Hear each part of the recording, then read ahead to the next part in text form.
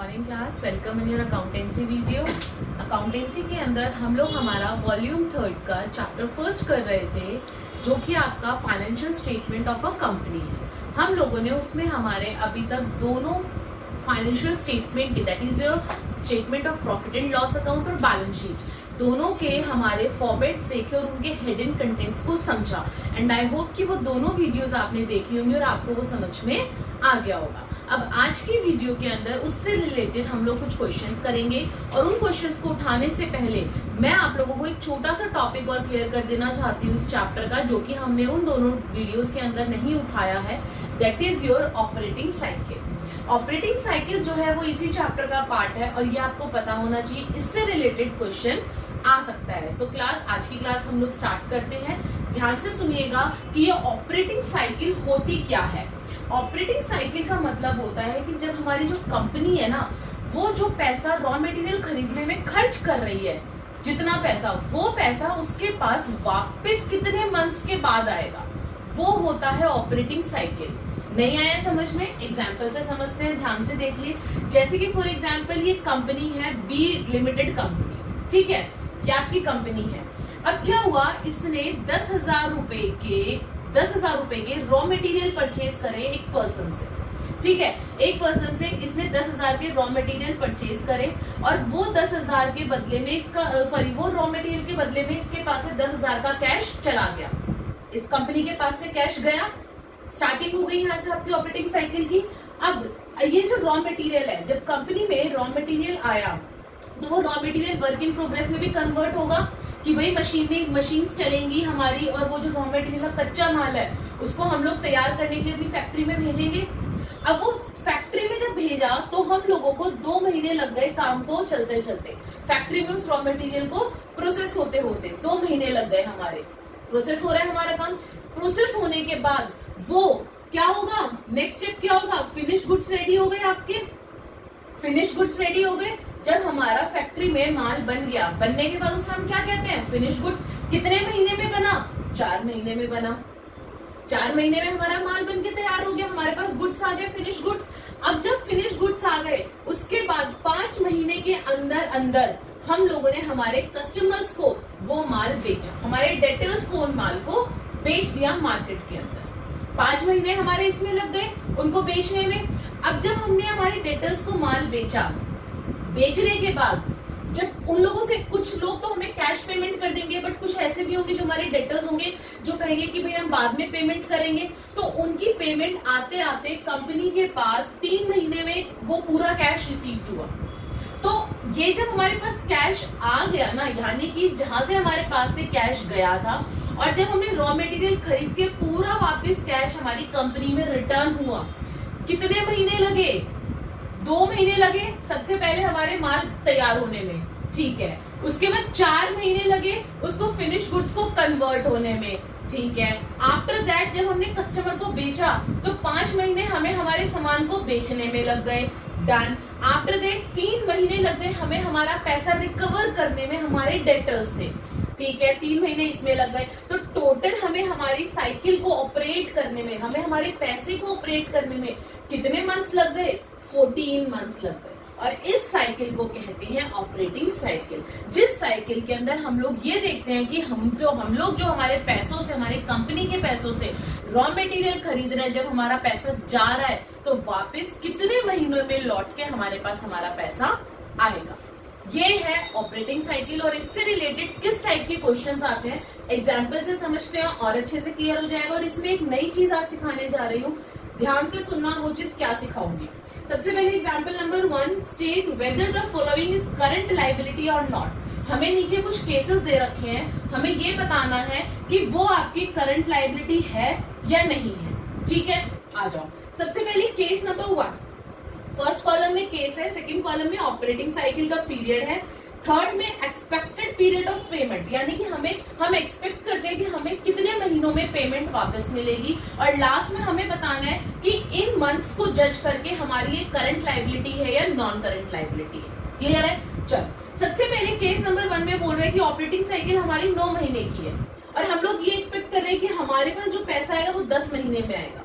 Current liability का मैं एक छोटा सा आपको इसका बेसिक याद दिला दूं कि करंट लायबिलिटी जो होती है, हमेशा याद रखिएगा, मैंने पिछले फॉर्मेट्स में भी अच्छे से समझाया, बैलेंस शीट वाली में भी, कि करंट का मतलब होता है छोटी अवधि, less than 1 year, less than 1 year. और नॉन करंट लायबिलिटी होती है हमारी मोर देन 1 ईयर, यानी कि 1 साल से ज्यादा लंबी अवधि, वो होती है नॉन करंट लायबिलिटी। और करंट लायबिलिटी होती है वो पैसा जो आप 1 साल के अंदर अंदर रिकवर कर रहे हैं, यही होता है। तो आ जाइए अपने क्वेश्चन पे। हम लोग एक्सपेक्टेड पीरियड कितना है हमारा, 10 महीने का, और 1 साल कितने का होता है, 12 महीने का। तो क्या हुआ ये, करंट या non current? Current liability. Current है तो हमने यस लिख दिया।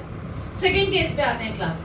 ऑपरेटिंग साइकिल आप लोगों की 10 महीने की है, आप लोगों को पता है 10 महीने की हमारी ऑपरेटिंग साइकिल कंप्लीट होती है, और आपने एक्सपेक्ट कर रखा है कि 11 महीने में आपके पास पैसा आएगा। सेम करंट लायबिलिटी कितने महीने की होती है, 12 की, 11 में पैसा आ रहा है तो करंट लायबिलिटी हो गई आपकी यस। थर्ड केस पे आते हैं। 10 महीने आपके ऑपरेटिंग साइकिल के हैं, लेकिन 14 महीने उसने बोला है आपका क्या कहते हैं एक्सपेक्टेड पीरियड है, और हमारी करंट लायबिलिटी की अवधि कितनी होती है, 12 महीने की। ऑपरेटिंग साइकिल हमने बोला हुआ है कि 10 महीने में आ जाएंगे, लेकिन एक्सपेक्ट हमने कर रखा है 14 महीने में, 14 महीने में आएंगे। तो क्या ये करंट लायबिलिटी हो रही है आपकी 12 महीने के अंदर अंदर आ रहा है या 12 महीने आ रहे हैं, नहीं ना, तो नो लगा दिया हमने। अब जो नेक्स्ट केस आ रहा है, इसको मैंने डबल स्टार लगा रखा है, ध्यान से सुनना इस केस को, बहुत इंपॉर्टेंट केस है। 15 महीने की तो आपकी ऑपरेटिंग साइकिल है ओवरऑल, ये जो पूरी साइकिल रन हुई आपकी कंपनी की, ये हुई 15 महीने की। वहीं पर ये आपने एक्सपेक्ट कर रखा था कि 13 महीने में आ जाएगा आपके पास पैसा। क्या ये करंट लायबिलिटी है? अगर आप 11th क्लास के हिसाब से देखें, अगर आप नॉर्मल केस के हिसाब से देखें, मैं ऑपरेटिंग साइकिल को हटा दूं, क्या ये करंट लायबिलिटी है?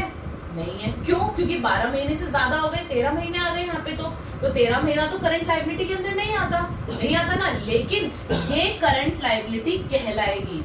क्यों कहलाएगी करंट लायबिलिटी क्लास? आज ये नई चीज सीख लो कि जब भी ऑपरेटिंग साइकिल आपकी ज्यादा होती है और एक्सपेक्टेड पीरियड ऑपरेटिंग साइकिल के विद इन ऑपरेटिंग साइकिल के अंदर अंदर आ रहा है, तो वो करंट लायबिलिटी ही कहलाती है, चाहे वो 12 महीने से ज्यादा का क्यों ना हो। दोबारा रिपीट कर रही हूँ, जो आपकी ऑपरेटिंग साइकिल के मंथ्स होते हैं, अगर उसके अंदर अंदर आपके एक्सपेक्टेड पीरियड्स आ रहे हैं, तो वो करंट लायबिलिटी ही कहलाएगी, चाहे वो 12 महीने हो, चाहे वो 13 महीने हो, चाहे वो 4 साल हो, लेकिन वो आपके ऑपरेटिंग साइकिल के पीरियड के अंदर अंदर आनी चाहिए। ऐसे ही अगला केस देखते हैं, केस नंबर 4।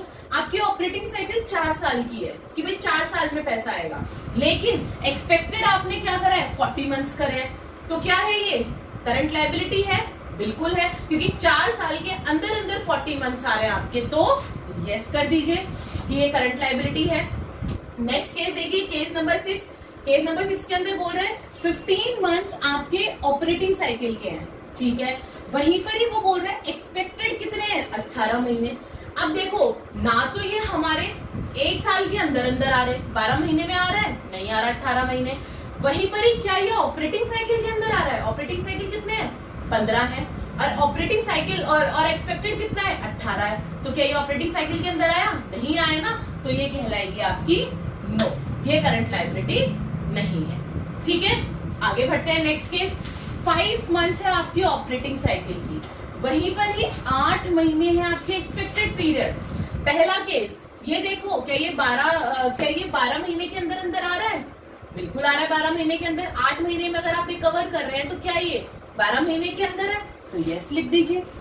दोनों केसेस देखने हैं, पहले 12 महीने वाले और फिर उसके बाद आपको अपना ऑपरेटिंग साइकिल वाला केस देखना है। नेक्स्ट केस पे ये केस नंबर 8।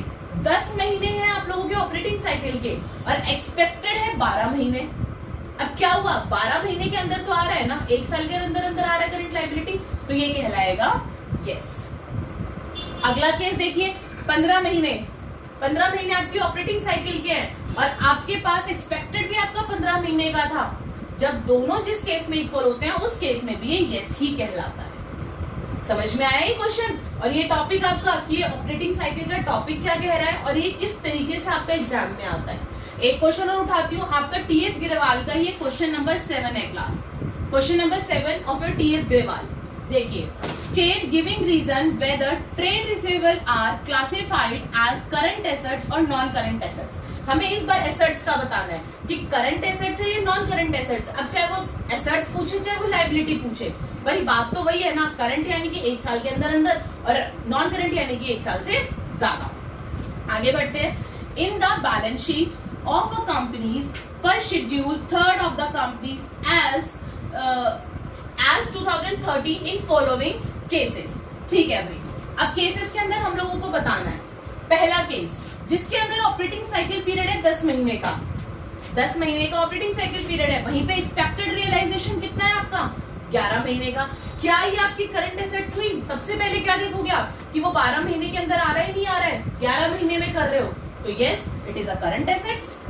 दूसरा केस आते हैं, 10 महीने की ऑपरेटिंग साइकिल है, 12 महीने में वो रियलाइजेशन कर रहा है, अपना रियलाइजेशन पीरियड उसका 12 महीने का है, तो करंट एसेट्स में आ रहा है, बिल्कुल आ रहा है, 12 महीने है, यस। तीसरे केस पे आते हैं, 10 महीने आपकी ऑपरेटिंग साइकिल के हैं, 12 से ज्यादा नहीं क्रॉस करा, 10 ही है, लेकिन एक्सपेक्टेड कितना है आपका 13, तो ये तो पहले वाले केस में फेल हो रहा है, दूसरे वाले पे तो जाने की जरूरत ही नहीं है, तो क्या आ जाएगा नो। ठीक है, आगे आइए। 14 मंथ्स आपके ऑपरेटिंग साइकिल के हैं क्लास, वहीं पर जो एक्सपेक्टेड रियलाइजेशन है वो 13 महीने है। पहले केस में तो फेल हो गया कि करंट एसेट्स 12 महीने की होती है और ये 13 बोल रहा है, लेकिन हमें दूसरा भी चेक करना है, अगर पहला सही है तो दूसरा भी चेक करना है। दूसरा क्या है, ऑपरेटिंग साइकिल क्या है 14 महीने की, और आप कितने में रियलाइजेशन कर रहे हो 13 में, तो भाई वो ऑपरेटिंग के अंदर अंदर आ रहा है ना, तो यस। नेक्स्ट बढ़ते हैं, लास्ट केस, 15 महीने हैं ऑपरेटिंग साइकिल के और रियलाइजेशन हो रही है 16 महीने में। 15 महीने ऑपरेटिंग साइकिल की, रियलाइजेशन 16 महीने में हो रही है। पहले केस में फेल, नो। क्या दूसरे केस में भी फेल हो गया 15 और 16? यस, दूसरे में भी फेल हो गया, तो दोनों केसेस में फेल हो गया, तो ये करंट एसेट्स नहीं हुआ, नो। ठीक है, अब आगे और क्वेश्चंस देखते हैं। इसी का एक क्वेश्चन और उठाऊंगी, फिर उसके बाद हम लोग हमारा statement and profit and loss का और आपका बैलेंस शीट का क्वेश्चन करेंगे। यस क्लास, अभी हम लोग हमारा ऑपरेटिंग साइकिल को बहुत अच्छे से समझ कर आए। उसका हम लोगों ने दो एग्जांपल्स देखे, एक आपकी बुक का, एक जनरल एग्जांपल। एक क्वेश्चन नंबर 8 है जो कि आप लोग देखिएगा, करिएगा, बहुत इजी है, आप लोगों से हो जाएगा। उसमें भी वही पूछा है कि कौन सी जो केस है वो आपका करंट लायबिलिटी और कौन सा केस नॉन करंट लायबिलिटी है। सो क्लास, अब हम लोग आगे बढ़ते हैं। मैंने आप लोगों का एक बैलेंस शीट का क्वेश्चन उठाया है। बैलेंस शीट का क्वेश्चन आप लोगों का टीएस ग्रेवाल का क्वेश्चन नंबर 24। सो क्लास ध्यान से सुनिएगा, किस टाइप के क्वेश्चंस आपके एग्जाम में आते हैं, वही क्वेश्चंस हम लोग कर रहे हैं। ध्यान रखिएगा, अपना ध्यान इधर उधर मत भटकाइएगा, जो करवा रही हूँ ध्यान से सुनिएगा और इनको उतार लीजिएगा अपनी नोटबुक में। So Hero limited has raised following long term loans. Hero limited एक कंपनी है, वो उसने लोन लिया है, उसने अपना लोन उठाया है बाहर से ऑन 1 अप्रैल 2018। ठीक है, 10,000 पहला लोन उठाया उसने, 10,000 10% डिवेंचर्स ऑफ ₹100 ईच, यानी कि 100 रुपए एक डिवेंचर का है और उसने 10,000 10% इंटरेस्ट रेट के ऊपर डिवेंचर्स उठाए, लोन उठाया उसने।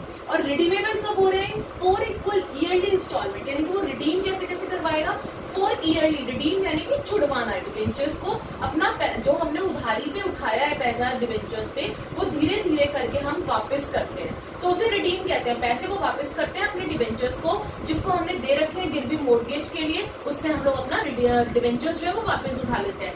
तो रिडीम कर रही है Hero Limited 4 equal yearly installments में, बिगिनिंग 1 जुलाई 2019 और 1 जुलाई 2019 से उसने स्टार्ट करा है पहला रिडीम, जो कि आपके टोटल है 10 लाख। यहाँ पे मैंने एल लिख दिया क्लास, क्योंकि थोड़ा सा यहाँ पे जगह का वो था, तो आप लोग एल मत लिखिएगा। लैक को मैंने यहाँ एल लिखा है, लेकिन आप लोगों को शॉर्ट फॉर्म्स यूज नहीं करनी है बिल्कुल भी। आगे बढ़ते हैं। 11% बैंक लोन फ्रॉम SBI। लो भाई, दूसरा उसने जो लॉन्ग टर्म लोन उठाया वो उठाया बैंक लोन से उठाया है 11% के इंटरेस्ट रेट पे from SBI, repayable after 5 years, जो कि वो रीपे कब करेगा 5 साल बाद करेगा। और लोन कितने का उठाया 20 लाख का लोन उठाया। चलो भाई कोई बात नहीं। Interest on debenture and bank loan has not yet been paid. अभी तक भी इंटरेस्ट ऑन लोन, यानी कि इस डिवेंचर के ऊपर इंटरेस्ट और लोन के ऊपर इंटरेस्ट, इस कंपनी ने दोनों इंटरेस्ट अभी तक पेड नहीं किए हैं। How will you pay the above item shown in the balance sheet of the company as at 31 March 2019। अब साल का एंड आ गया, उसने साल के स्टार्टिंग में लोन उठाया और साल का एंड आ गया बट उसने इंटरेस्ट तक पेड नहीं करा इस साल, तो कहाँ कहाँ बैलेंस शीट में इन चीजों को दिखाओगे? अब वो हम लोग सीखेंगे हम लोग कैसे दिखाते हैं। पहली चीज देखते ही हमें ये पता चल गया कि हमें इक्विटी एंड लायबिलिटी वाला पोर्शन बनाना है, इसमें एसेट्स वाला कुछ भी गिवन नहीं था। दूसरी चीज आपके पास लॉन्ग टर्म बोरोइंग्स गिवन थे और अदर लॉन्ग टर्म से, क्यों? क्योंकि जो इंटरेस्ट पेड नहीं करा, इंटरेस्ट कहाँ डालते हैं हम लोग? अदर लायबिलिटीज में डालते हैं ना, अदर करंट लायबिलिटीज में डालते हैं। तो ये चीजें आपको क्वेश्चन पढ़ते ही माइंड में आ जाना चाहिए कि हमें फॉर्मेट में, हम पहले फॉर्मेट बनाएंगे, उस फॉर्मेट के अंदर हम लोग को क्या क्या चीजें डालनी है। तो सबसे पहले जब आप फॉर्मेट बनाएंगे, क्वेश्चन अपना सोल्यूशन स्टार्ट करेंगे, तो स्टार्ट करने से, फॉर्मेट बनाने से पहले फॉर्मेट की 2 लाइनें बताई थी मैंने, लिखनी बहुत जरूरी है। पहली line, part 1 schedule 3 of companies act 2013, जिसने हमें ये बैलेंस शीट का फॉर्मेट दिया है। दूसरी चीज, बैलेंस शीट एक्सट्रैक्ट, ब्रैकेट में एक्सट्रैक्ट जरूर लिखना, क्योंकि हम यहाँ पूरी बैलेंस शीट नहीं बना रहे हैं, हम यहाँ टोटलिंग नहीं कर रहे हैं। तो जब हम टोटलिंग नहीं करते, हम पूरी बैलेंस शीट नहीं बनाते, तो उसे एक्सट्रैक्ट कहते हैं। क्लियर है?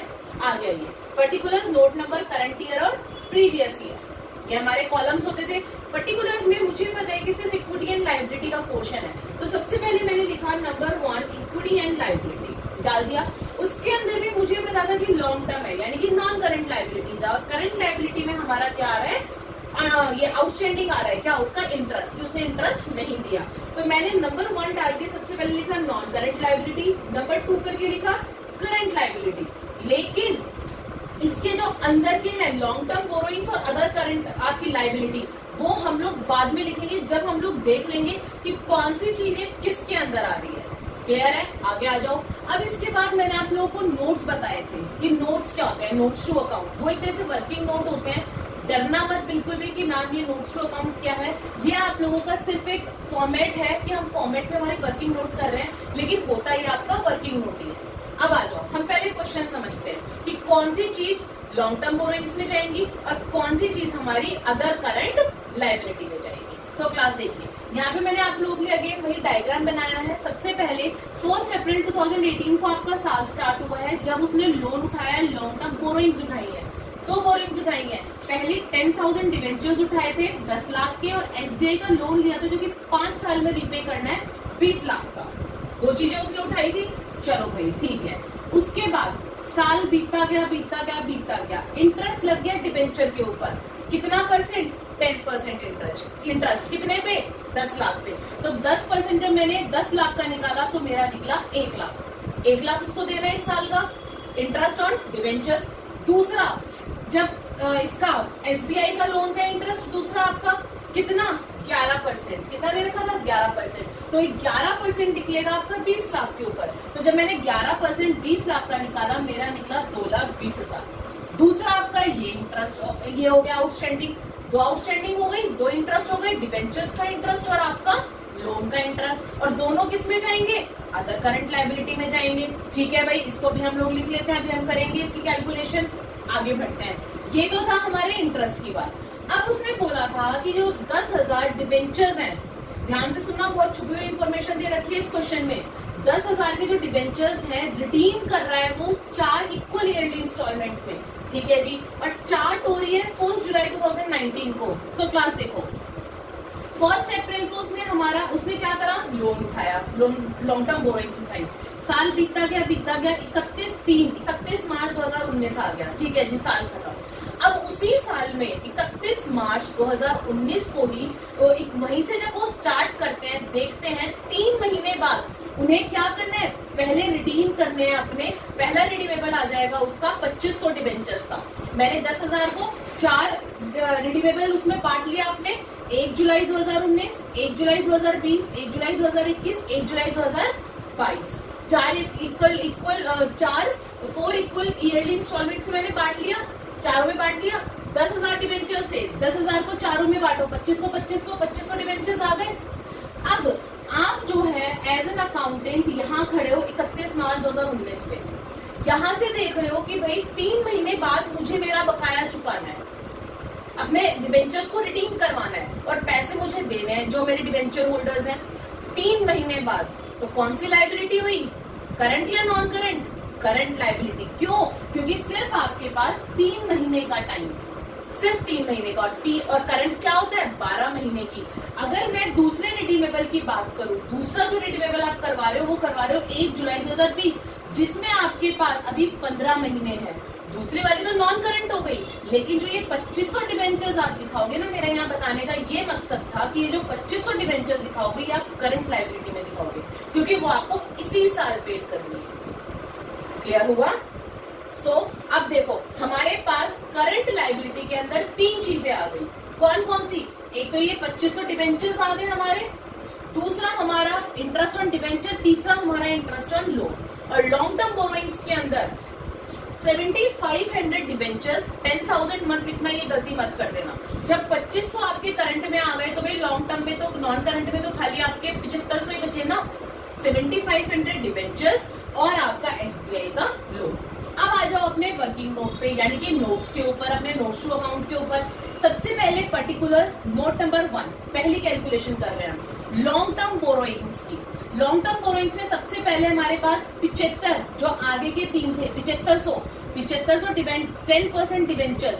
10% हमेशा इसलिए लगाया जाता है कि कितना इंटरेस्ट रेट हम लोग डिवेंचर होल्डर्स को दे रहे हैं, तो ये वो 10% है। तो 7500 10% डिवेंचर ऑफ ₹100 ईच। 100 का था एक डिवेंचर हमारा, कितने आ गए? 7,50,000। क्लियर है? अगले पे आते हैं लोन फ्रॉम एसबीआई। दूसरा क्या था आपका? लॉन्ग टर्म में लोन था, यहाँ पे एसबीआई से जो लोन लिया था, कितने का लिया था? 20 लाख का लिया था। तो 7,50,000 और 20 लाख, टोटल कितना हो गया? 27,50,000। ये हो गई हमारी लॉन्ग टर्म बोरोइंग्स। दूसरी कैलकुलेशन करते हैं हमारी अदर करंट लायबिलिटी की। भाई ये तो अदर करंट लायबिलिटी में जाएगा ना, करंट लायबिलिटी की किसी भी सब हेड में नहीं आ रहे, इंटरेस्ट जो है आपका वो किसी भी सब हेड में नहीं आएगा करंट लायबिलिटी की, तो हम लोग इसे अदर करंट लायबिलिटी में डाल देंगे, अदर करंट लायबिलिटी वाली सब हेड में डालेंगे। तो इसके अंदर क्या क्या आ गया? सबसे पहले जो ये 2500 डिवेंचर्स छुड़वाएगा अपने इसी साल, वो आ जाएगा। तो 2500 debentures number 1, 2500 10% debenture of ₹100 each. 2500 debentures है, 100 का एक है, तो कितना आ गया? 2,50,000। दूसरी इंटरेस्ट ऑन डिवेंचर्स कितना था? 1 लाख। तो outstanding interest on debenture 1 lakh. तीसरा था interest on loan, outstanding interest on loan 2 lakh, loan 2,20,000। इन तीनों को टोटल कर दो, आपका आ गया 5,70,000। इस तरीके से आपको क्वेश्चंस को सॉल्व करना है। अब क्या करना है? इन टर्म्स को उठा के अपना यहाँ डाल दो। लॉन्ग नॉन करंट लायबिलिटीज में लॉन्ग टर्म बोरोइंग्स आ जाएगा आपका सब हेड। जब हम बैलेंस शीट के फॉर्मेट पढ़कर आए थे, आई होप कि आपने वो सारे हेड्स और सब हेड्स याद कर लिए होंगे और वो यहीं पर काम आएंगे, इसीलिए बार बार बोल रही हूँ कि उनको आपको याद करना है। नॉन करंट लायबिलिटी में मैंने डाल दिया long term borrowings. Long term borrowings की मेरी कितनी अमाउंट आ रही थी? 27,50,000। नोट नंबर 1, वो वाला नोट नंबर 1 यहाँ आएगा और अमाउंट डाल दूंगी 27,50,000। प्रीवियस ईयर का मेरे पास कोई डाटा नहीं था। इसी तरीके से करंट लायबिलिटी में मैंने डाल दी मेरी सब head other current liability. Note number 2 second calculation है, यहाँ पे डाल दिया मैंने नोट नंबर 2। कितनी कैलकुलेशन आई थी? 5,70,000। 5,70,000। तो इस तरीके से आपको अपने एग्जाम के अंदर भी सॉल्व करना, और ये आपका पूरा जो कैलकुलेशन है ये आपकी 3 नंबर की है। समझ में आई? अब हम लोग एक क्वेश्चन हमारा statement of profit and loss account का भी देखते हैं, आपके टीएस ग्रेवानी का। Yes class, statement of profit and loss पे जाने से पहले एक क्वेश्चन और बैलेंस शीट का कराना चाहती हूँ, जिसके अंदर आपको एक्सट्रैक्ट ना बना के फुल फ्लैश बैलेंस शीट बनानी है, इक्विटी एंड लायबिलिटी और एसेट्स की। उसके बाद हम लोग statement of profit and loss पे चलेंगे। सो क्लास देखिए, क्वेश्चन नंबर 26 आपका टीएस ग्रेवाल का, that you have to prepare balance sheet of VT Limited as at 31st March 2019. 31st March 2019 की आपको बैलेंस शीट बनानी है। फ्रॉम द फॉलोइंग इन्फॉर्मेशन, आपको कुछ इन्फॉर्मेशन गिवन है as per schedule 3rd Part 1 of the companies act 2013। Okay, आपकी information पढ़ते हैं। जनरल रिजर्व गिवन है, 8% डिवेंचर्स। ये इन्फॉर्मेशन पढ़ते के साथ ही आपके दिमाग में स्ट्राइक कर जाना चाहिए कि हमें बैलेंस शीट के अंदर कौन कौन से हेड्स और सब हेड्स डालते हैं, इस चीज को याद रखना। आगे बढ़ते हैं। सरप्लस है in statement in profit and loss account is worth credit balance है class. Okay, 1200। Depreciation of fixed assets है आपका 700। फिक्स्ड एसेट्स दे रखे हैं 9,000, जो कि आपकी कॉस्ट दे रखी है टेंजिबल एसेट्स पे, तो डेप्रिसिएशन क्या हो जाएगा? माइनस हो जाएगा। Current liabilities 2500, share capital 5000, current assets 6400। तो अब आपके माइंड में जिस बच्चे ने बैलेंस शीट याद कर ली होगी उसके माइंड में ये चीज आ गई होगी कि मैं फटाफट से फॉर्मेट बनाऊं और फॉर्मेट बना के जो उसमें मेन हेड और सब हेड हमें ऊपर बोला गया है वो लिख दूं और साथ में अपने नोट्स बनाऊं कि जैसे जैसे इंफॉर्मेशन आती जा रही है नोट्स में डालूं और नोट्स से कैलकुलेशन उठा के मैं मेरे इसमें बैलेंस शीट के अंदर डाल दूं। सो आइए स्टार्ट करते हैं अपना solution. Part 1 schedule 3 of companies act 2013। ये लाइन तो लिखनी ही लिखनी है, भूल ही नहीं सकते इस लाइन को। बैलेंस शीट इस बार एक्सट्रैक्ट नहीं लिखेंगे, क्यों? क्योंकि इस बार उसने बोला है कि हमें प्रॉपर बैलेंस शीट बनानी है, कोई एक्सट्रैक्ट नहीं है कि हमें शो करना है कि बैलेंस शीट में ये टर्म कहाँ आएगी वो टर्म कहाँ आएगी, शो नहीं करने। इस बार हम प्रिपेयर कर रहे हैं बैलेंस शीट। आइए particulars, note number, current year, previous year. First, equity and liability. Equity and liability के अंदर आपको क्या क्या चीजें गिवन थी दोबारा नजर मार लेते हैं। सबसे पहले जनरल रिजर्व गिवन था आपको, किसके अंदर आ जाता है? रिजर्व एंड सरप्लस के अंदर। उसके बाद सरप्लस गिवन था, ओके। इधर से शेयर कैपिटल गिवन था, ठीक है। अब आते हैं हम लोग अपने इसके ऊपर, इधर से आपका करंट लायबिलिटीज भी गिवन थे आपको, ठीक है। 8% डिवेंचर। डिवेंचर्स क्या होते हैं आपके? Long term borrowings. किसमें आते हैं? नॉन करंट लायबिलिटी में, अभी पीछे कर आए थे ना, ठीक है। इन सब के हम लोग हेड्स और सब हेड्स नीचे डाल लेते हैं। पहले सबसे पहले share holders fund. Share holders fund में आपको शेयर कैपिटल दे रखा है, ए पॉइंट डाल के शेयर कैपिटल।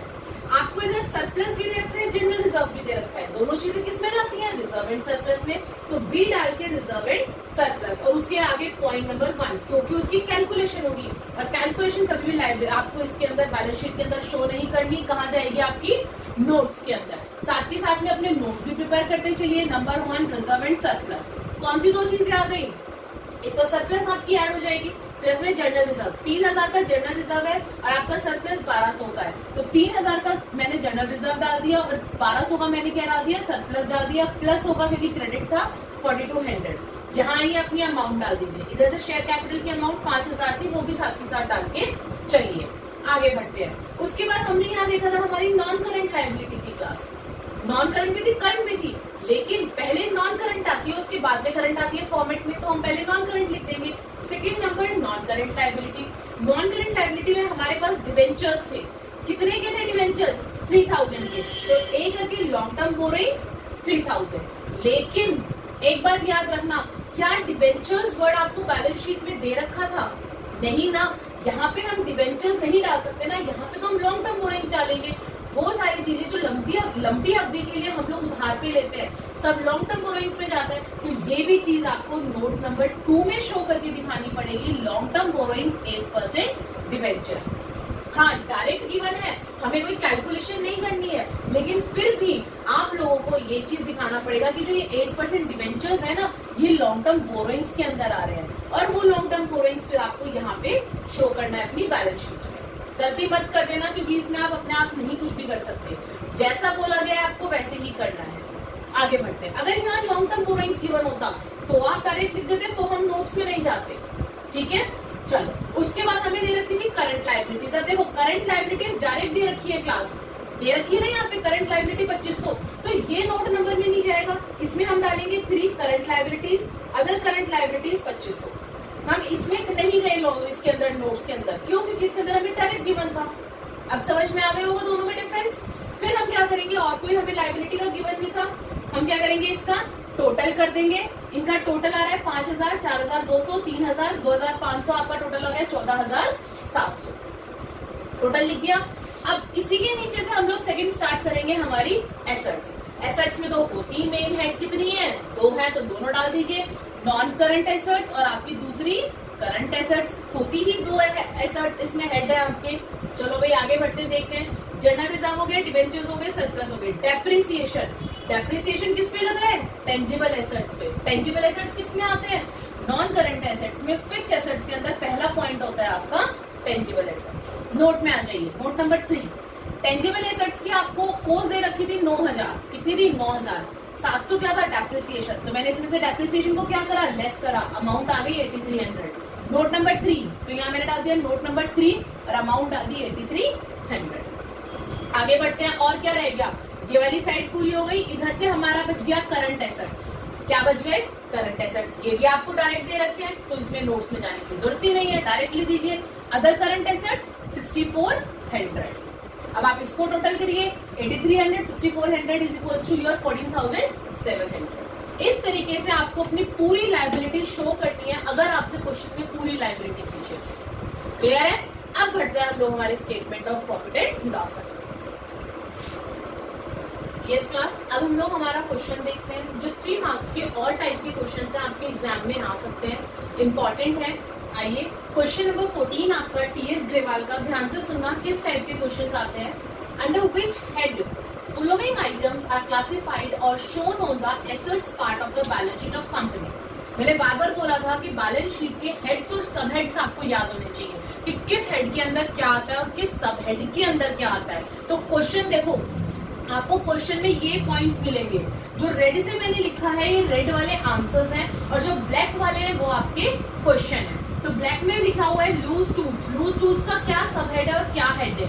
इन्वेंट्री सब हेड है और मेजर हेड क्या है? करंट एसेट्स है। बिल रिसीवेबल सब हेड क्या है? ट्रेड रिसीवेबल और मेजर हेड क्या है? Current assets. अगेन इसका मतलब यहाँ पे करंट एसेट्स। उसके बाद आपका नेक्स्ट है सन्ड्री डेटर्स। डेटर्स क्या है आपके? ट्रेड रिसीवेबल, भाई रिसीव करना है तो सब हेड क्या हुआ? ट्रेड रिसीवेबल और major head current assets. Advance received in cash, आपने रिसीव एडवांस में रिसीव कर लिया कैश, तो क्या हो गया? Short term loans and advances, वही लोन हो गया ना एक तरह से। तो मेजर हेड क्या, सॉरी सब हेड क्या हुआ? Short term loans and advances और आपका मेजर हेड क्या हो गया? Current assets. समझ में आया? इस तरीके से क्वेश्चन आपका 3 मार्क्स के अंदर आ सकता है। आगे बढ़ते हैं, इसके अंदर भी क्वेश्चन नंबर 21 के अंदर भी आपको आइडेंटिफाई करने हैं मेजर हेड। मैंने पूरा क्वेश्चन ही लिखा है, आई होप कि आप सबके पास बुक होगी, बुक में से क्वेश्चन देखिए, बुक में यही बोल रहा है that you have to identify the major head of the following items, following your items जो भी है यहाँ पे, ठीक है। चलो, तो पहला आइटम क्या है आपका? Provision for tax. इसका हमें इस बार मेजर हेड बताना है खाली, कि मेजर हेड क्या है, सब हेड नहीं पूछा है। ये भी क्वेश्चन में ध्यान रखना पड़ते वक्त कि वो क्या पूछ रहा है, दोनों चीजें पूछ रहा है या सब हेड पूछ रहा है या मेजर हेड पूछ रहा है। तो प्रोविजन फॉर टैक्स किस में आ जाएगा? करंट लायबिलिटी में। Loan payable on demand, loan payable है ऑन डिमांड, किस में आ गया? करंट लायबिलिटी में।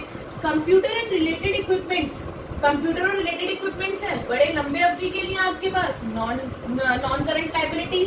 आगे बढ़ते हैं, goods acquired for trading, trading के लिए आपने गुड्स को एक्वायर करा है, एसेट्स हो गई। कौन सी एसेट्स हो गई? करंट एसेट्स हो गई। Calls in advance, calls in advance है आपका, पहले से आपने कॉल वो कर लिया, कौन सी वो होगी? Liability, current liability. Provision for employee benefits, employee के बेनिफिट्स का प्रोविजन आप लोगों ने बना रखा है, non current liability. So class, ये भी आपकी 3 मार्क्स में, ये पूरा 3 मार्क्स का क्वेश्चन बनता है 6 पॉइंट्स का, हाफ मार्क्स का 1 पॉइंट। क्लियर है? आगे बढ़ते हैं, क्वेश्चन नंबर 48 जो आपका statement of profit and loss account का है। ये दोनों आपके बैलेंस शीट के थे कि बैलेंस शीट के इस टाइप के भी क्वेश्चन आ सकते हैं और वो बैलेंस शीट बनाने के लिए भी दे सकते हैं। अब statement of profit and loss account के अंदर क्वेश्चन नंबर 48 में देखिए, आइडेंटिफाई मेजर हेड, इस बार क्या बताना है? Major head of the statement and of profit and loss of non financial companies. इसमें आपको ये ध्यान रखना है, पहली चीज की कंपनी कौन सी है, फाइनेंशियल है जैसे मुथूट वगैरह हो गई, या फिर नॉन फाइनेंशियल है यानी कि मैन्युफैक्चरिंग हो गई। नॉन फाइनेंशियल में तो बहुत सारी आ जाती है, बट फाइनेंशियली का स्पेशली ध्यान रखना है, क्योंकि इंटरेस्ट ऑन इन्वेस्टमेंट फाइनेंशियली में अलग मतलब देता है और आपका नॉन फाइनेंशियल में अलग देता है। सो प्लीज इस चीज को बहुत ध्यान से देखना। कौन कौन से आइटम्स दिखाने हैं? सबसे पहले sale of good, sale of goods आपका नॉन फाइनेंशियल में क्या जाएगा? Revenue from operations. Revenue from services rendered, services है, नॉन फाइनेंशियल है, revenue from operations. Interest earn कर रहे हो, भाई इंटरेस्ट अर्न कर रहे हो, कभी कभी इंटरेस्ट मिलता है, other income. Purchase of stock in trade, non financial है, ट्रेडिंग कंपनी हो सकती है आपकी, मैन्युफैक्चरिंग कंपनी, तो क्या हो जाएगा? Purchase of stock in trade. Carriage outward, other expenses. Salaries and wages, salaries and wages किसके बेनिफिट के लिए? एम्प्लॉय के लिए, तो एम्प्लॉय बेनिफिट एक्सपेंसेस। क्लियर है? आगे बढ़ते हैं, नेक्स्ट क्वेश्चन, क्वेश्चन नंबर 49। इस बार मैंने उठाया है मेजर हेड, आइडेंटिफाई करना है statement of profit and loss financial company का। ऊपर मैंने उठाया था नॉन फाइनेंशियल, स्पेशली आप लोगों को बताने के लिए ये चीज आपको इस क्वेश्चन में ध्यान रखनी है। आ जाइए, पहला है interest on loan givens. Interest on loan है, लोन के ऊपर इंटरेस्ट मिल रहा है, रेवेन्यू फ्रॉम ऑपरेशन, भाई वो एक बात बताओ, यहाँ पे इंटरेस्ट जो अर्न कर रहा था वो अदर इनकम में था, क्योंकि इंटरेस्ट कभी कभी मिल रहा है, लेकिन फाइनेंशियल के अंदर उनका तो काम ही वही है, उनकी तो रेवेन्यू वहीं से हो रही है इंटरेस्ट से, तो किसमें आ गई, revenue from operation. Gain on sale of securities, अब मुथूट फाइनेंस वाले हैं और जो फाइनेंशियल हैं आपके मनपूर्णा वाले, ये सब क्या करते हैं, अपनी सिक्योरिटीज का ही तो लेन देन करते हैं रेगुलर बेसिस पे, तो जब उनको उस सिक्योरिटीज के ऊपर गेन हो रहा है तो किसमें आ गया, रेवेन्यू फ्रॉम ऑपरेशन। इसीलिए मैंने ये दोनों अलग अलग फाइनेंशियल और नॉन फाइनेंशियल कंपनी उठाई है। आगे बढ़ते हैं, interest paid on deposit, deposit के ऊपर इंटरेस्ट पेड करा है, कौन से कोस्ट में आ जाएगा, फाइनेंस कोस्ट में चला जाएगा। गुडविल रिटर्न ऑफ हो गई, डेप्रिसिएशन, भाई गुडविल राइट ऑफ हो गई आपकी, घट गई depreciation, and amortisation expenses. Commission paid on deposit mobile, finance cost, खर्चा है। आगे बढ़ते हैं, रिपेयर एक्सपेंसेस, रिपेयर एक्सपेंसेस किसमें आ गए आपके, अदर एक्सपेंसेस में। अब ये रिपेयर करवा रहे हैं कुछ कोई मशीन वगैरह रिपेयर करवा रहे हैं, कोई कंप्यूटर रिपेयर करवा रहे हैं, रोज तो नहीं करवाते ना। अगर मैं नॉन फाइनेंशियल कंपनी की बात करूं, चलो उनकी तो आए दिन मशीन खराब होती रहती है, वो रिपेयर कुछ ना कुछ करवाते रहते हैं, लेकिन फाइनेंस कंपनी के पास थोड़ी ना कोई मशीन रखी है मैन्युफैक्चरिंग के लिए कि हाँ भाई वो आए दिन अपना वो करवाएगी, रिपेयर करवाएगी। तो रिपेयर एक्सपेंसेस अगर ये यहाँ होता तो आपका कहाँ चला जाता, एक्सपेंस, और यहाँ पे है अदर एक्सपेंस। सो क्लास फर्क पड़ता है आपके आइटम्स को, और प्लस में साथ में आपको कंपनी देखनी है कि कौन सी कंपनी है, फाइनेंस कंपनी के लिए पूछा है या नॉन फाइनेंस कंपनी के। तो ये मैंने आपको कुछ क्वेश्चंस बताए हैं इस वीडियो के अंदर। आई होप कि 3 मार्क्स वाले क्वेश्चंस आपको समझ आ गए होंगे।